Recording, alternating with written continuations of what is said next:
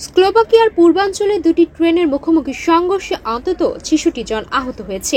সোমবার স্থানীয় সময় সকাল 10টার পর জাবলনদ না টুর্নো গ্রামের কাছে একটি সুড়ঙ্গের সামনে এই দুর্ঘটনা ঘটে। আহতদের মধ্যে ১৬ জনের অবস্থা মাঝারি থেকে গুরুতর, বাকিরা হালকাভাবে আহত হয়েছে। দুর্ঘটনার ফলে একটি ট্রেনের ইঞ্জিন ও বগি লাইনচ্যুত হয়ে পাহাড়ের ঢলে উল্টে পড়ে। দুই ট্রেনে মোট ৮০ জন যাত্রী ছিলেন।